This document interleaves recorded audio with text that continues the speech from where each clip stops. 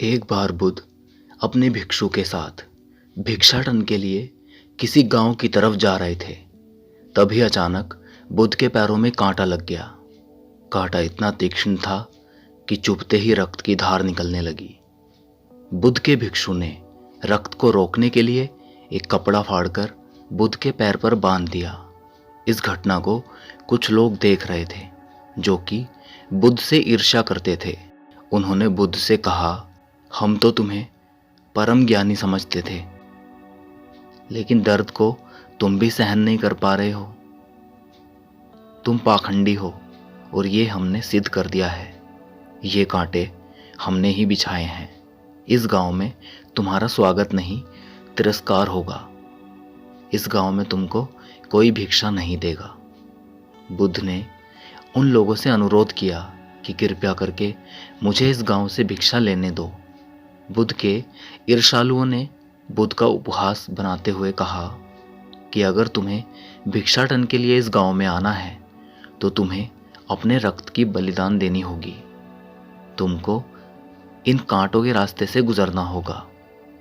बुद्ध ने उनकी चुनौती को स्वीकार कर लिया और कांटों के रास्ते पर चलने के लिए अपने कदम बढ़ाने लगे।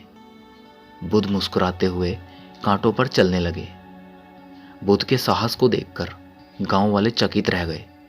कुछ लोगों की आंखें फटी की फटी रह गई।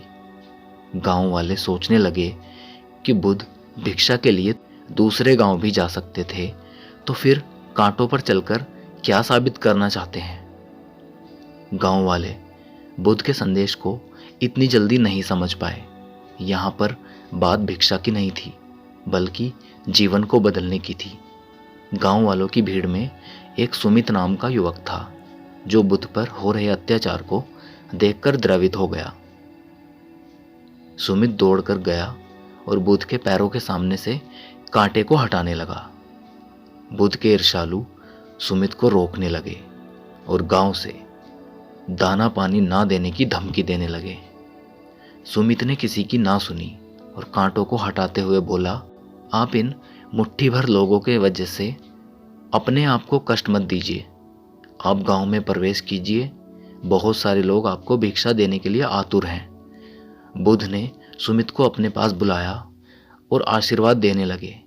सुमित पीछे हट गया। आप मुझे छूकर अपने आप को अपवित्र और दूषित ना करें। महात्मा बुद्ध ने कहा, तुम अपने आप को दूषित क्यों कहते हो? स्पर्श से कभी कोई भी दूषित नहीं होता है। मनुष्य तो लोभ, लालच, घृणा, ईर्ष्या से दूषित होता है। तुम्हारे अंदर तो प्रेम भरा है। तुम दूसरों का सुख चाहते हो। तुम तो पवित्र हो। बुद्ध के बोल सुनकर कुछ लोग बोले, तुम तो अपने आप को बड़े ज्ञानी कहते हो। तुमको जाति का कोई ज्ञान ही नहीं है। तुम तो पाखंडी हो। बुद्ध बड़े ही शांत स्वभाव से कहते हैं, मानव से मानव की मानवता छीनना पाखंडी की निशानी है। मुझे पाखंडी बोलकर यदि आपको संतोष मिलता है तो मेरे लिए दुख का कोई विषय नहीं है। कुछ लोग बुद्ध पर बरस पड़े, परंतु यह तो धर्मशास्त्र है, फिर यह पाखंड कैसे हुआ? बुद्ध कहते हैं, हमारी उत्पत्ति इस सृष्टि में हुई है। नदियों का पानी सभी की समान रूप से प्यास बुझाता है। खुले जंगलों की हवा भी भेदभाव नहीं करती। खुला आसमान हमारे पिता के समान हमारी परवरिश करता है। फिर हम इंसान कौन होते हैं भेदभाव करने वाले? मानव मानव में भेद करके अपने संबंधों को बिगाड़ना है।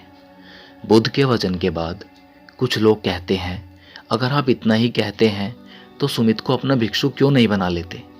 बुद्ध ने कहा कि अच्छा सुझाव है। अगर सुमित तुम चाहते हो तो तुम मेरा भिक्षु बन सकते हो। बुद्ध के आमंत्रण पर सुमित पहला नीच जाति का बौद्ध भिक्षु बनता है। इस पूरे विवरण में केवल सुमित का जीवन बदला, शेष सभी लोगों का जीवन रूपांतरित हुआ।